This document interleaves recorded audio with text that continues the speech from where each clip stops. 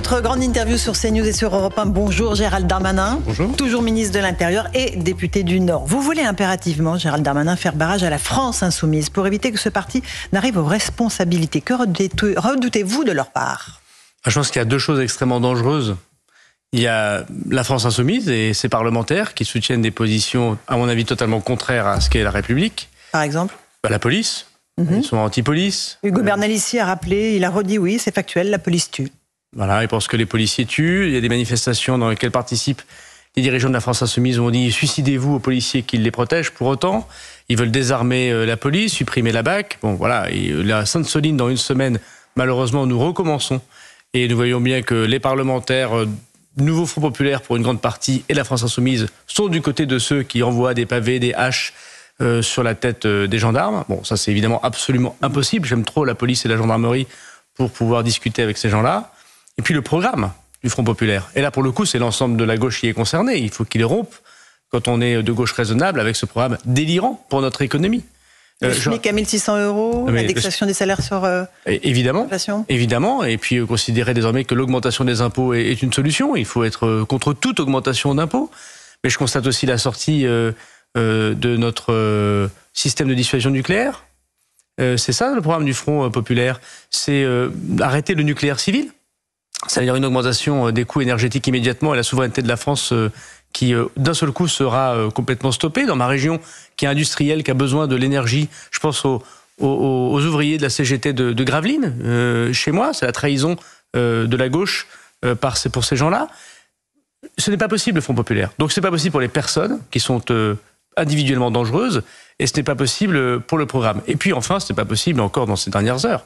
Appeler à marcher sur Matignon. Oui, c'est ça, il y a un appel à marcher. C'est séditieux pour vous? C'est factieux, incontestablement. Une marche sur Matignon. Il y a des gens qui ont marché dans les années précédentes, ce n'étaient pas des partis démocratiques.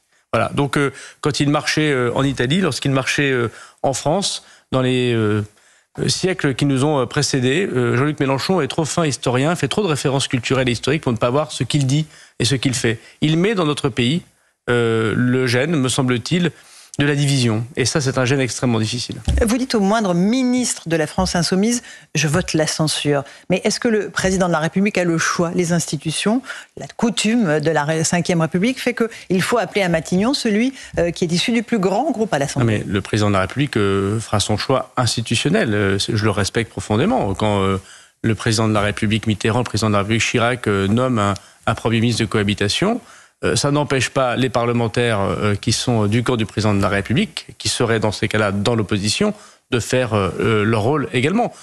Je suis député, je ne voterai pas un seul texte du Nouveau Front Populaire. Je serai sans doute le premier signataire d'une motion de censure si la France insoumise était en responsabilité, mais pas que la France insoumise.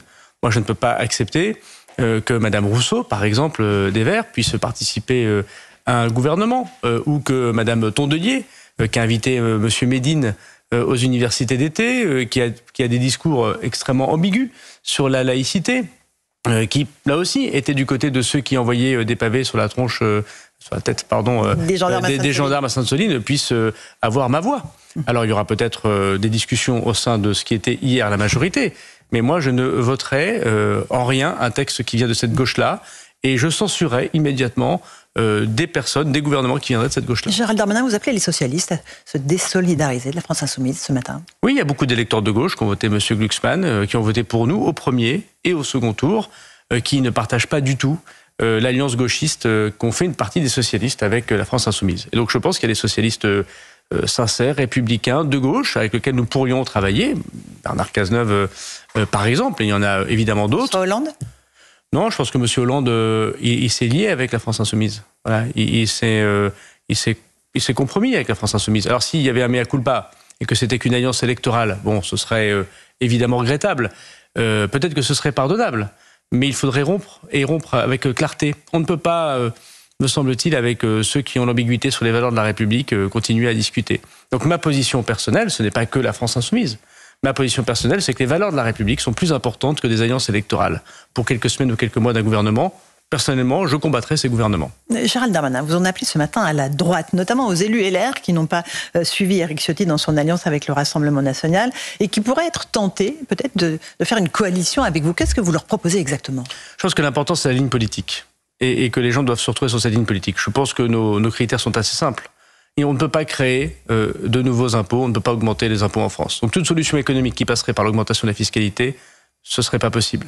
Donc nous pouvons travailler avec tous ceux qui ne veulent pas augmenter les impôts, tous ceux qui ne veulent pas créer de nouveaux impôts. Nous pensons que la redistribution, le pouvoir d'achat, ça passe par le travail et pas par l'assistanat. Ça, je pense que c'est une chose sur laquelle on peut se retrouver. Et puis que nous devons garantir une fermeté extrêmement forte. Il faut réformer sans doute la justice pour une réponse pénale beaucoup plus ferme, c'est ce qu'ont dit les électeurs pendant la campagne, qui viennent de la droite ou de la gauche d'ailleurs. Il faut continuer à réguler très fortement l'immigration, tout en permettant à intégrer les personnes qui se comportent bien sur notre territoire.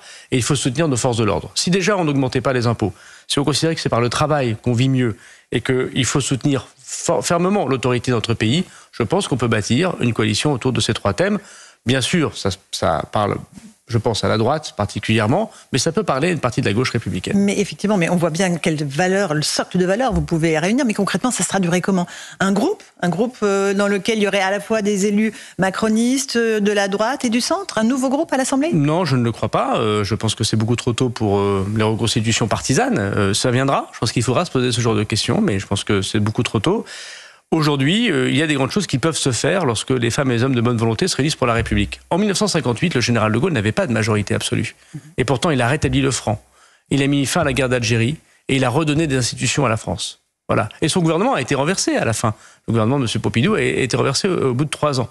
Mais ça n'a pas empêché que Guy Mollet, du Parti socialiste, et des gaullistes se soient retrouvés. Il faut qu'on puisse se dire, voilà, jetons les rancunes à la rivière, les inimitiés personnelles, les égos. Voilà, moi je laisserais bien volontiers ma place au gouvernement si ça permettait de faire évidemment ce genre de coalition, mais qui est une coalition d'idées, qui ne peut pas être une combinaison politique. Très bien. On voit bien que Laurent Wauquiez, Bruno Retailleau, Gérard Larcher, qui a été reçu hier soir par le président de la République, pour l'instant disent non. Ils n'ont aucun intérêt à monter sur le Titanic, pour être très clair. Et ils demandent un Premier ministre de droite, DLR. Alors il peut y avoir un Premier ministre de droite, c'est pas moi qui choisis et ça ne me gênerait en rien. Et puis par ailleurs, le Titanic, me semble-t-il, c'est pas une bonne formule parce que là on parle de la France. Donc ça dépend si on préfère son parti, son petit avenir personnel ou notre pays. Moi, j'ai toujours préféré mon pays à mon parti. Et donc je crois qu'on peut discuter. Ce qui est sûr, c'est que la difficulté que nous avons, c'est que aujourd'hui, ce qui représentait hier la majorité présidentielle plus la droite ne fait pas 289 voix à l'Assemblée nationale, c'est-à-dire la majorité. C'est mathématique. Voilà, donc il faut que nous puissions aussi regarder les choses en face. Nous avons perdu les élections. Alors, je pense que personne n'a gagné ces élections. Moi, j'invite les gens de mon camp à comprendre qu'ils ont perdu les élections, voilà, et que c'est normal en démocratie parfois de perdre. Et quand on sait qu'on a perdu, on peut regagner après et recréer cette espérance. La droite n'a pas gagné ces élections non plus, et je pense que le Front populaire, on le constate, n'a pas de majorité non plus. Donc un peu d'humilité devant les Français. Ça s'adresse à nous, évidemment, ça s'adresse aux autres. Je pense qu'il faut respecter ce qu'ils ont voté. Parce que, vous le savez, c'est la plus grande élection en participation depuis 1981. Et il faut donc constater que personne n'a de majorité et prendre un petit peu de temps pour éviter le drame du Front populaire et pouvoir construire, entre femmes et hommes de bonne volonté, quelque chose sans revenir sur des petites querelles partisanes. Votre ligne pendant cette campagne électorale rapide, c'était ni LFI, ni RN. Il y a près de 10 millions de Français qui ont mis un bulletin RN dans l'urne.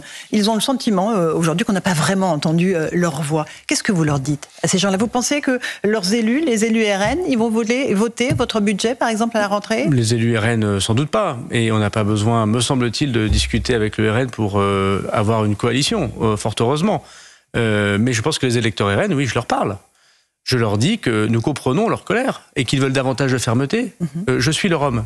Ils veulent que le travail paye plus. Je suis leur homme. Ils veulent que l'impunité ou le deux poids deux mesures n'existe plus dans notre pays. Je pense à cette femme que j'ai croisée pendant cette campagne électorale à Tourcoing, qui était infirmière à l'hôpital Dron, qui dit « Moi, j'ai 2 gamins, je travaille beaucoup, je m'en sors à peine, et je vois qu'à côté de chez moi, ça travaille pas et on s'en sort mieux. » Bon, même si c'est un ressenti, moi j'appelle les femmes et les hommes politiques à arrêter de parler de sentiments et d'essayer de démontrer par un tableau Excel ou par des statistiques que ce n'est pas vrai. Nous expliquons trop aux Français pourquoi ce qu'ils disent est faux. Ce qu'ils disent, c'est ce qu'ils pensent, c'est leur sentiment et il faut le respecter.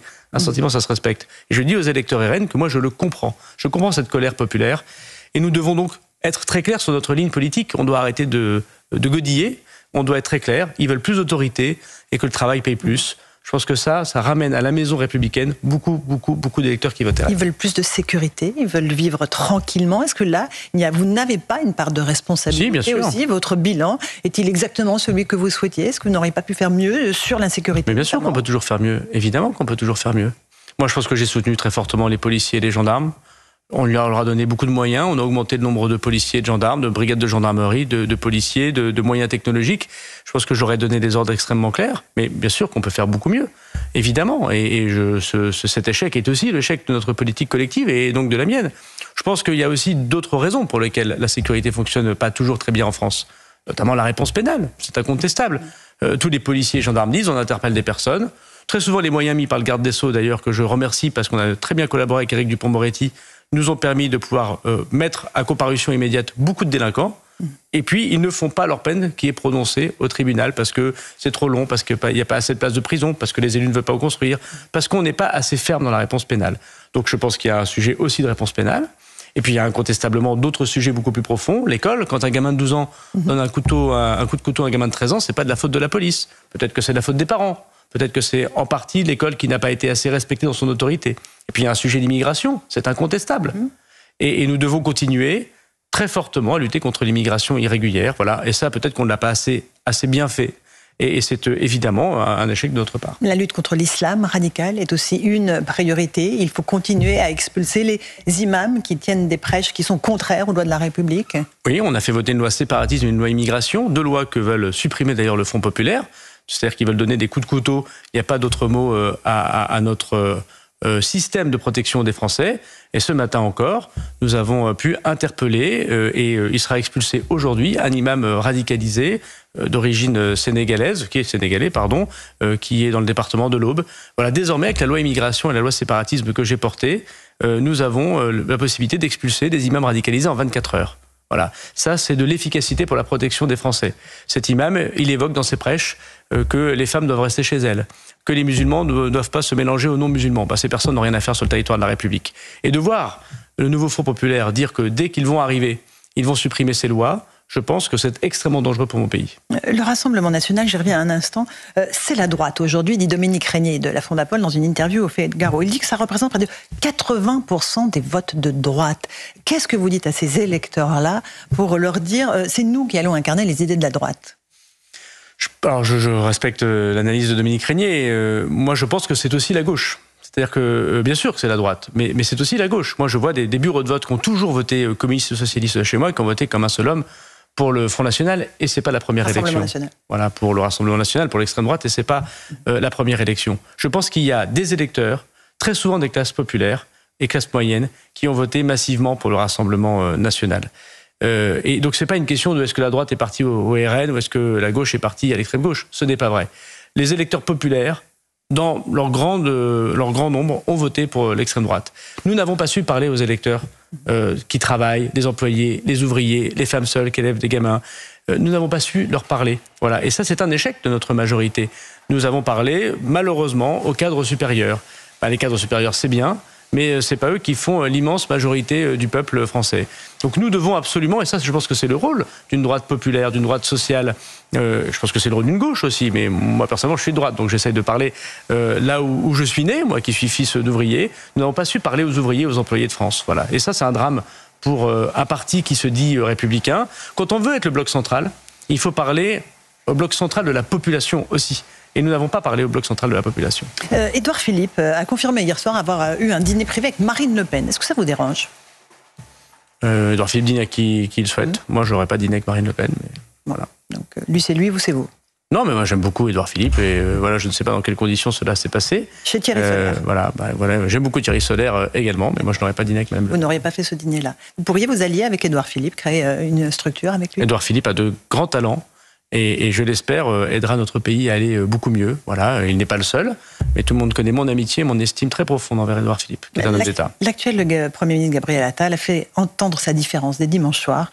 Une dissolution non choisie, mais il refuse de la subir, alors que vous avez conseillé la dissolution à Emmanuel Macron. C'est un concurrent. Vous êtes en concurrence, vous et Gabriel Attal? Non, écoutez, il vient de la gauche, je viens de la droite. Il est élu en Ile-de-France, je suis élu en province. Voilà, je pense que nous sommes complémentaires. Voilà, et je pense qu'il faut, avec Gabriel Attal, me semble-t-il, que l'on puisse parler demain ou après-demain sur comment on peut aider notre camp politique à aller mieux. On a très bien travaillé ensemble depuis 7 ans. Il n'y a pas de raison que désormais nous soyons en concurrence, me semble-t-il. Aujourd'hui, la question des hommes m'intéresse peu, c'est la ligne politique. L'incarnation, c'est important. Oui, mais d'abord une incarnation, c'est celle du président de la République. Il faudrait peut-être pas l'oublier. Tout le monde lui dit beaucoup de mal de lui, mais voilà, je constate que le président de la République, fort heureusement, c'est celui qui a permis à Gabriel Attal et à d'autres de pouvoir être en responsabilité politique. Donc moi, je n'aime pas qu'on dise du mal du président de la République comme ça gratuitement au moment où peut-être la difficulté est plus forte pour lui. La loyauté, c'est toujours intéressant en politique. Mais incontestablement, nous avons un moment où nous devons dire que nos égos personnels doivent passer après la ligne politique. Qu'est-ce que l'on veut ? Je préfère être dans un groupe politique, dans un parti politique que je ne dirige pas, mais qui est clair, non au Front populaire, que dans un parti politique ou un groupe politique que je dirige et qui n'est pas clair. Voilà, donc moi je suis pour une politique et je me rangerai comme un militant à cette ligne politique. Ça fait plus de 20 ans que je suis militant, j'ai commencé au RPR, je ne vais pas changer. Je pense que les soldats sont plus importants que les généraux. Gérald Darmanin, nous sommes à quelques jours du début des Jeux Olympiques. Est-ce que vous souhaitez rester à votre poste pour assurer la sécurité de cet événement planétaire ? Vous avez dit à plusieurs reprises que vous souhaitiez quitter la place Beauvau, mais pour démissionner, il faut qu'Emmanuel Macron décide de vous libérer. Oui, bon, c'est pas non plus l'emprisonnement d'être ministre de la République, c'est un grand honneur. Tous les toutes les nuits, je suis au travail. Encore cette nuit, avec des événements dramatiques en Nouvelle-Calédonie, donc je suis à mon poste. Bien évidemment, regardez, on expulse un imam radicalisé aujourd'hui, jusqu'à ce que le président de la République décide de changer de gouvernement. Après, je pense que la démocratie, c'est important. Quand les Français ont voté, il est normal qu'il y ait des conséquences. Si nous pensons, nous, que 1, nous avons gagné, et que 2, tout doit être comme avant, c'est que nous n'avons pas compris ce qu'ont dit les Français quand ils se sont déplacés en masse. Rien ne doit être comme avant, et nous n'avons pas gagné les élections. Donc on doit éviter le drame du nouveau Front populaire, mais on doit aussi prendre avec humilité le fait que nous n'avons pas gagné ces élections, et que de nouvelles têtes doivent émerger. Ça fait 7 ans que je suis ministre, 4 ans que je suis ministre de l'Intérieur. J'ai été élu député par la population de ma circonscription. Il est normal de les représenter à l'Assemblée nationale. Et la sécurité des JO sera assurée, Gérald Darmanin ? Tant que je serai à mon poste, y compris si c'est jusqu'aux Jeux Olympiques, je l'assurerai. Mais le président de la République change de gouvernement quand il le souhaite. C'est la Constitution. Et moi, je respecte la Constitution. Merci à vous, Gérald Darmanin, d'être venu ce matin sur nos antennes CNews et Europe 1. Un grand merci à nos téléspectateurs et nos auditeurs d'Europe 1. Vous êtes de plus en plus nombreux à nous écouter, plus de 400 000 auditeurs. Merci à vous de nous suivre. Plus forte progression des radios. Merci à vous et bonne journée sur nos 2 antennes.